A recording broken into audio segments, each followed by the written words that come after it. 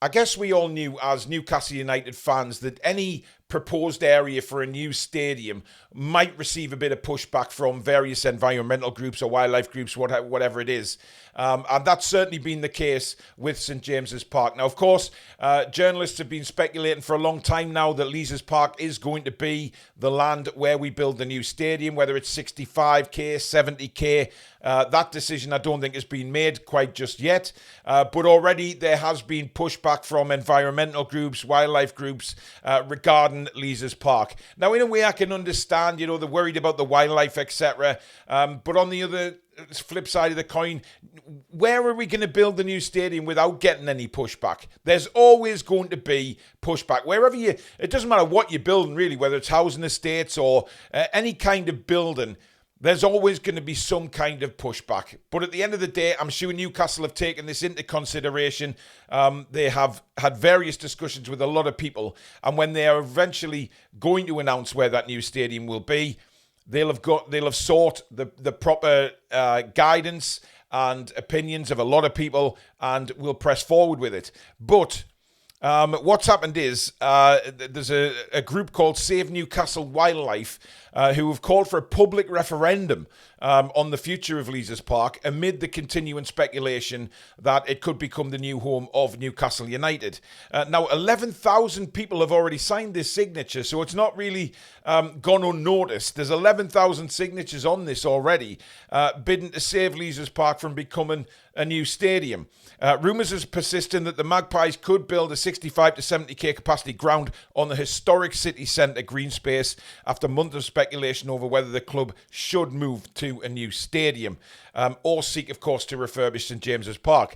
Now, it is led to believe a lot of journalists seem to have got stories now that we are going to push ahead with a new stadium. The refurbishment of St James's Park wouldn't really work. But then again, if you're going to build a 65k seater stadium, once you get corporate and everything in that, it's not really allowing a lot more fans through the door when you think about it. But it's the other things that come together with that.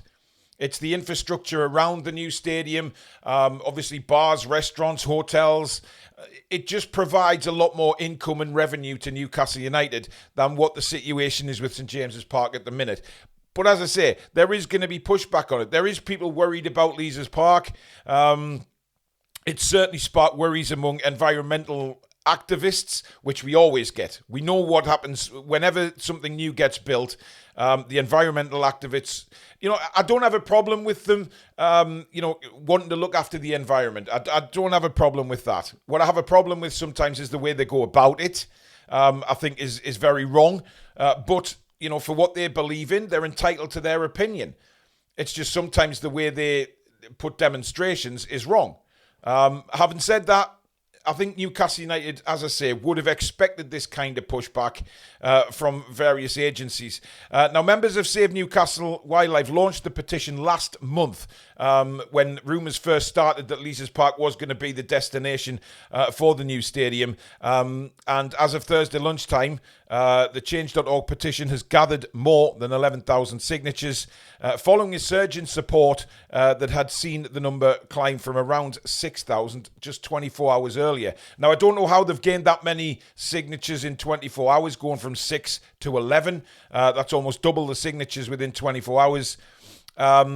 Newcastle Wildlife have said that building on the Grade 2 listed Leazes Park, which is the oldest park in Newcastle, of course opening in 1873, would set a dangerous precedent for parks and green spaces across the city, many of which are already struggling to make ends meet. It is expected that the campaigners will submit the petition to the council and ask for it to be debated at the local authority's next full meeting in June. Now, I understand that they want to protect the parks and things like that, but you know what? On the flip side of it, I think what they need to go to the council and say is, look, if there's going to be a new stadium on this band of land here, then surely the council have got to do a lot more to improve the parks around the city, improve the other ones. We're talking about thousands of jobs being created here. The benefits for me, this is just my individual opinion. People may go at me for it, I don't know. But the jobs it will create, the infrastructure around the city, obviously more fans in the stadium, the money that Newcastle United can earn, but also, the things that Newcastle United do for the city. And I think they need this new stadium. I really do. Again, Save Wildlife's petition stated that in 1857, 3,000 working people of Newcastle petitioned the council for ready access to some open ground for the purpose of health and recreation. And in 1873, Leazes Park was opened for the people of Newcastle United. Since then, millions of pounds of taxpayers' money have been spent on making Leazes Park a green and pleasant place for people and wildlife of Newcastle. Now, yes, I understand that. Again, they're talking about the thousands of trees in the park that'll just disappear with the new stadium. It provides food, shelter for insects and other wildlife, including bats, birds, and hedgehogs. But this is the situation that anybody could get in. Anybody could be in this. Building companies who want to build new houses. And like I say, they're always going to get the feedback. But it's interesting that accusations have been made that Newcastle will use it as a cash cow and nothing else. I mean, dear me, I don't agree with that at all. But they are going to take this to the City Council. They are going to try and get it debated. Now, in my opinion, if the council have already agreed with Newcastle United that this will happen, or the potential will happen, then they've already took into consideration all these issues with wildlife, the environment, etc. And maybe they are going to do something about the other parks in the city. That's just my opinion. If Newcastle United do announce Leazes Park as the destination, as the new stadium, then they will already have taken all this into consideration. So it's a bit of a... It's a story that I thought would eventually happen, especially when Leazes Park was so profoundly mentioned a couple of months ago as the new site. I was just waiting for a story like this to break, to be honest, and there it is. It's broken. Now, on the footballing side of things, apparently Newcastle United are still interested in bringing Marc Guehi to Newcastle United. You might be surprised at this, given that Guehi hasn't really set the world alight this season. He's had some really poor games and, of course, got a couple of own goals for us this season. To be honest, whether the style at Crystal Palace suits him as a 3 centre-back system, I don't know.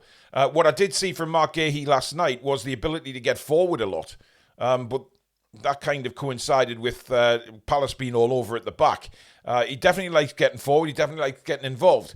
Now, would he be able to thrive under Eddie Howe? Would Eddie Howe be able to bring out the very best in Guehi? Because, he made the England squad, guys. He's played for England. He's not a bad player.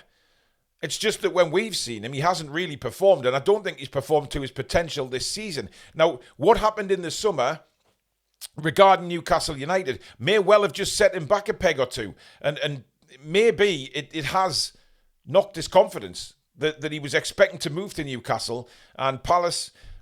Well, we know what happened with Palace, the way they dragged their heels with the whole situation for the whole summer. So maybe Guehi wanted to go, and maybe that has affected his form.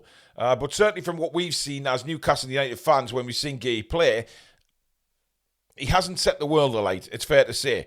But Paul Mitchell is still looking at Guehi. However, of course, several rejected bids from Palace last summer left Mitchell frustrated that he could not bring Eddie Howe's top target to the club. But despite the failure to land him, Newcastle still want Guehi with the hope that he will be a lot cheaper this summer because he is expected to leave and he's only got 1 year left on his existing deal with Palace. So for Palace, this is probably the right time to cash in on Guehi. I think they could have got a lot more money last summer because he was the peak of everybody's interest, wasn't he, when he was in the England side and he was playing really well. He hasn't had the greatest of seasons, and that might affect the price. But I don't think Newcastle United are going to get knocked around as much the way they did last summer. I think lessons are clearly been learned on Marc Guehi. But would you have him? Would you have Marc Guehi? Do you think the potential with working under Eddie Howe would bring out the very best in him? Of course, we've seen that with many players this season, that he can do it. It just so happens that he's got 2 own goals for us this season, which is a little bit strange given all the links last summer. But let me know. Let me know on what you think of the Leazes Park situation. Were you expecting this to happen as well? Did you expect the various environmentalists and wildlife people to come out and really dig the heels in with this, or do you think it's a moot point and it'll happen anyway? Tell me in the comments. Thank you very much for watching, folks. If you have enjoyed the video, please give it the thumbs up. And of course, if you're new to the channel, come and join this rapidly growing community on the Toon Review by hitting that subscribe button. Completely free. And make sure you hit the notification bell so you never miss an upload or a live show in the future. But that's it for now. Thanks for watching, guys. Take care.